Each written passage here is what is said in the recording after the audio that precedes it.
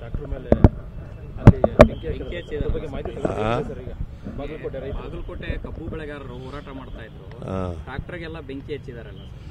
ಇಲ್ಲ, ಹಚ್ಚಿದ್ದಾರೆ.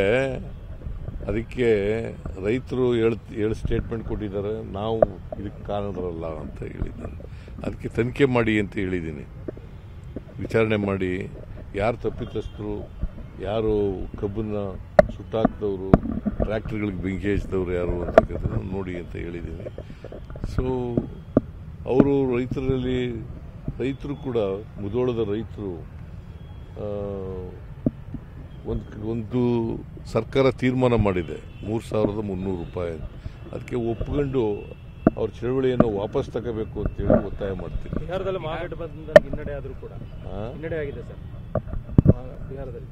ಈಗ ಜನರು ಕೊಟ್ಟಂತ ತೀರ್ಪನ್ನು ಒಪ್ಕೋಬೇಕು.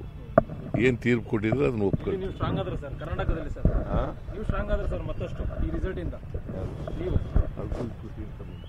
ಬಾಗಲಕೋಟೆಯಲ್ಲಿ ಟ್ರ್ಯಾಕ್ಟರ್ ಮೇಲೆ ಅಲ್ಲಿ ಬೆಂಕಿ ಹಚ್ಚಿದ ಬಗ್ಗೆ ಮಾಹಿತಿ ಸರ್. ಈಗ ಬಾಗಲಕೋಟೆ ಕಬ್ಬು ಬೆಳೆಗಾರರು ಹೋರಾಟ ಮಾಡ್ತಾ ಇದ್ರು, ಟ್ರ್ಯಾಕ್ಟರ್ಗೆಲ್ಲ ಬೆಂಕಿ ಹಚ್ಚಿದಾರಲ್ಲ. ಇಲ್ಲ, ಹಚ್ಚಿದ್ದಾರೆ. ಅದಕ್ಕೆ ರೈತರು ಹೇಳಿ ಸ್ಟೇಟ್ಮೆಂಟ್ ಕೊಟ್ಟಿದ್ದಾರೆ, ನಾವು ಇದಕ್ಕೆ ಕಾರಣರಲ್ಲ ಅಂತ ಹೇಳಿದ್ದಾರೆ. ಅದಕ್ಕೆ ತನಿಖೆ ಮಾಡಿ ಅಂತ ಹೇಳಿದ್ದೀನಿ.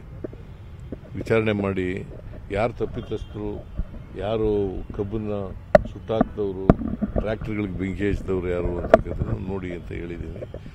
ಸೊ ಅವರು ರೈತರು ಕೂಡ ಮುಧೋಳದ ರೈತರು ಒಂದು ಸರ್ಕಾರ ತೀರ್ಮಾನ ಮಾಡಿದೆ 3,300 ರೂಪಾಯಿ. ಅದಕ್ಕೆ ಒಪ್ಕೊಂಡು ಅವ್ರ ಚಳವಳಿಯನ್ನು ವಾಪಸ್ ತಗೋಬೇಕು ಅಂತೇಳಿ ಒತ್ತಾಯ ಮಾಡ್ತೀನಿ. ಬಿಹಾರದಲ್ಲಿ ಮಾರ್ಕೆಟ್ ಬಂದ ಹಿನ್ನಡೆ ಆದರೂ ಕೂಡ ಹಿನ್ನಡೆ ಆಗಿದೆ ಸರ್ ಬಿಹಾರದಲ್ಲಿ. ಈಗ ಜನರು ಕೊಟ್ಟಂತ ತೀರ್ಪನ್ನು ಒಪ್ಕೋಬೇಕು. ಏನು ತೀರ್ಪು ಕೊಟ್ಟಿದ್ರೆ ಅದನ್ನ ಒಪ್ಕೊಳ್ಳಿ. ನೀವು ಸ್ಟ್ರಾಂಗ್ ಆದ್ರೆ ಸರ್ ಕರ್ನಾಟಕದಲ್ಲಿ ಸರ್, ನೀವು ಸ್ಟ್ರಾಂಗ್ ಆದ್ರೆ ಸರ್ ಮತ್ತಷ್ಟು ಈ ರಿಸಲ್ಟ್ ಇಂದ ನೀವು